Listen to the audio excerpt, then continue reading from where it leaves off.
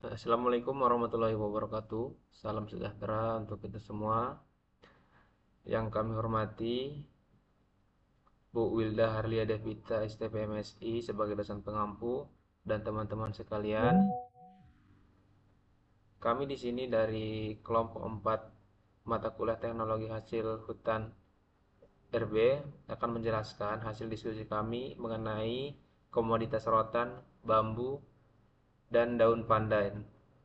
Sebelum kami lanjut, alangkah baiknya kami memperkenalkan diri. Kami di sini beranggotakan 6 orang. Yang pertama Wisri Riki Purba, kemudian ada Harley Watasinaga, yaitu saya sendiri. Kemudian ada Rovin Rohman. Yang keempat ada Maisanda Larsati, kemudian ada Triwulan Febriani, dan yang terakhir ada Robintang Artanauli Manik. Untuk poin-poin selanjutnya akan dijelaskan oleh saudara-saudari saya. Untuk saudara-saudari, saya persilahkan. Baik, selanjutnya itu ada latar belakang. Yang pertama itu, Indonesia memiliki hutan tropis terluas ke-8 di dunia. Menurut FAO 2021, mencapai 125,76 juta hektar. Hutan Indonesia juga kaya akan hasil hutan, bukan kayu, yaitu HBK, seperti rotan, bambu, dan pandan. HBK lebih dekat dengan kehidupan masyarakat, namun pemanfaatannya belum optimal. HBK juga seperti rotan, bambu, dan pandan berpotensi besar dalam ekonomi, sosial, dan pelestarian lingkungan. Adapun produk dari HBK mendukung UMKM dan bisa diekspor meningkatkan devisa negara. Next. Selanjutnya, apa itu rotan? Jadi, rotan merupakan tanaman liana dari hutan tropis yang kaya serat dan juga elastis. Lalu, rotan juga terdapat banyak jenisnya dari Kalimantan, Sulawesi, dan juga Sumatera. Ini diklasifikasikan berdasarkan mutu dari kelas 1 sampai 4. Lalu, rotan yang berkualitas tinggi cocok untuk furnitur dan juga produk berat, sedangkan mutu rendah digunakan untuk komponen ringan. Rotan juga fleksibilitas dan kekuatan rotan menjadikannya bahan baku unggul di industri kerajinan.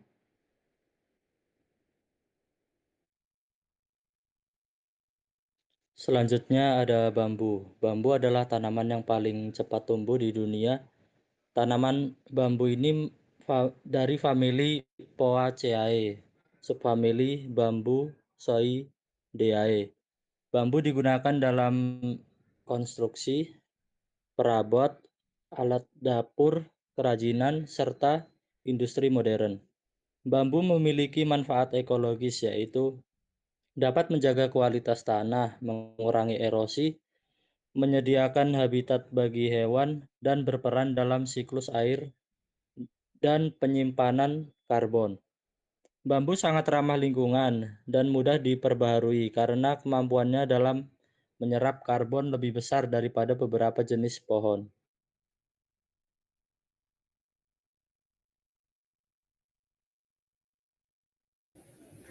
Selanjutnya ada daun pandan. Daun pandan ini berasal dari tanaman pandanus yang memiliki bentuk panjang, ramping, dan berwarna hijau cerah dengan aroma harum yang khas. Daun pandan digunakan sebagai pewarna dan penyedap alami dalam kuliner Indonesia. Mengandung antioksidan dan senyawa aktif seperti polifenol, tanin, dan flavonoid. Selanjutnya, ekstraknya memiliki efek hipoglikemik dan antioksidan. Dan seratnya digunakan dalam kerajinan seperti tikar, tas, topi, dan dompet.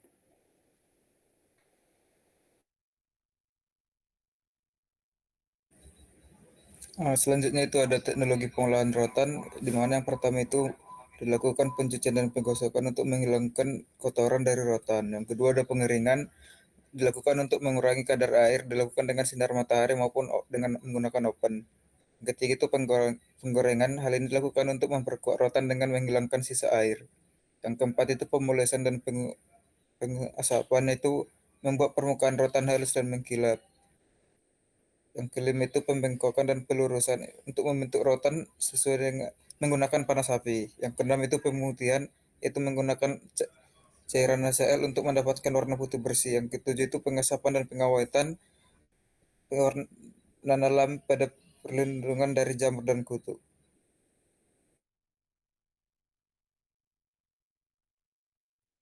Selanjutnya itu ada teknologi pengolahan bambu. Yang pertama itu dilakukan pengawetan. Adapun pada pengawetan ini ada dua cara, yaitu cara tradisional dan cara kimia. Cara tradisional meliputi perendaman, pengasapan, atau perebusan yang bisa dilakukan sendiri.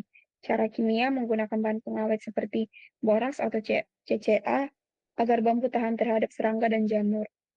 Yang kedua itu pengeringan. Bambu harus dikeringkan sebelum dipakai, bisa dengan cara alami seperti dijemur, tenaga surya, atau oven. Tujuannya adalah agar bambu tidak cepat rusak, tidak berjamur, dan lebih mudah dibentuk. Pengeringan harus dilakukan secara hati-hati supaya bambu tidak retak. Yang ketiga yaitu stabilisasi warna. Warna bambu bisa diputihkan agar lebih cerah atau dijaga agar tetap hijau alami, tergantung jenis bambunya. Proses ini dilakukan agar bambu tampak lebih menarik dan sesuai dengan kebutuhan produk kerajinan.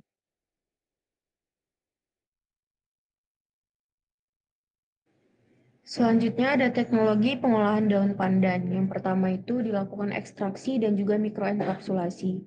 Jadi di sini ekstraksi itu mengambil senyawa aktif yaitu aroma dan juga flavonoid dengan pelarut. Dilanjutkan dengan mikroenkapsulasi agar stabil dan juga awet. Yang kedua itu ada pengolahan serat alam. Jadi di sini daun pandan dikeringkan, lalu direbus, lalu dipotong dan dijemur sebelum dianyam. Yang ketiga ada pewarnaan dan pengeringan. Di sini pewarnaannya menggunakan larutan warna panas, lalu dicelup, direndam, lalu dikeringkan. Dan yang terakhir ada spray dan vacuum drying. Jadi di sini daun pandan yang sudah diwarnai dan dikeringkan diubah dari sari pandan menjadi bubuk agar lebih awet dan juga praktis digunakan.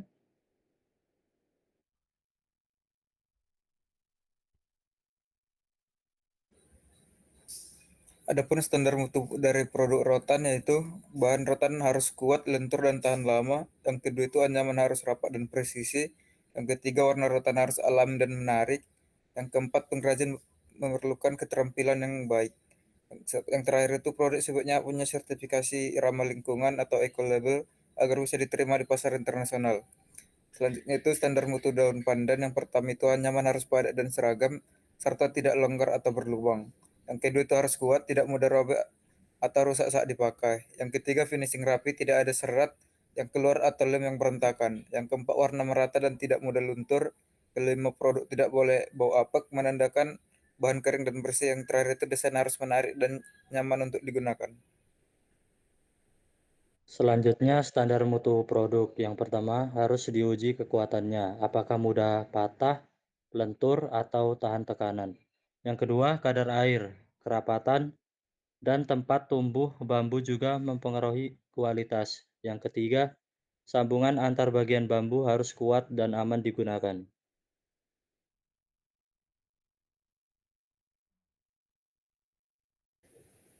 Kemudian nilai ekonomi rotan. Yang pertama itu, produk rotan seperti kursi dan keranjang memiliki permintaan tinggi.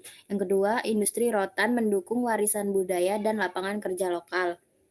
Yang ketiga, biaya produksi rendah dan daya tahan tinggi. Yang keempat, kombinasi rotan dan bambu hasilkan produk unik bernilai jual tinggi.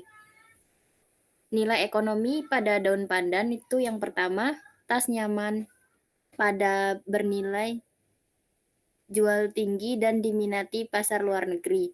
Yang kedua, usaha ini memberdayakan perempuan untuk mendapatkan penghasilan. Yang ketiga, menggunakan serat lokal menekan biaya produksi. Yang keempat, produk ramah lingkungan dan memperkuat budaya lokal. Yang kelima, potensi besar untuk usaha kecil dan berkelanjutan. Nilai ekonomi bambu yang pertama, di Desa Telaga, nilai ekonomi bambu bisa mencapai Rp 120 juta per tahun. Yang kedua, produk meliputi perabotan, bangunan, dan kerajinan. Yang ketiga, potensi besar sebagai ekspor di negara lain. Yang keempat, bisa jadi komoditas strategis jika dikelola dengan baik. .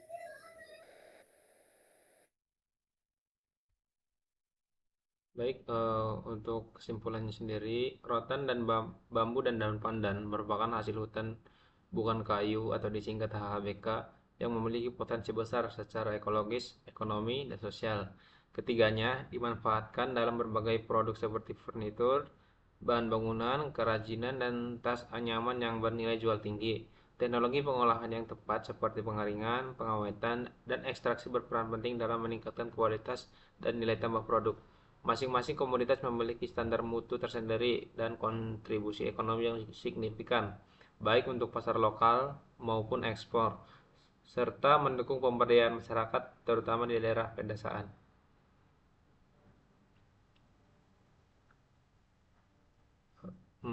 Baiklah teman-teman sekalian, mungkin sekian yang dapat kami sampaikan. Kurang lebihnya kami mohon maaf. Saya selaku moderator mengucapkan banyak terima kasih. Saya akhiri, wabillahi taufiq wal hidayah. Wassalamualaikum warahmatullahi wabarakatuh. Waalaikumsalam warahmatullahi wabarakatuh.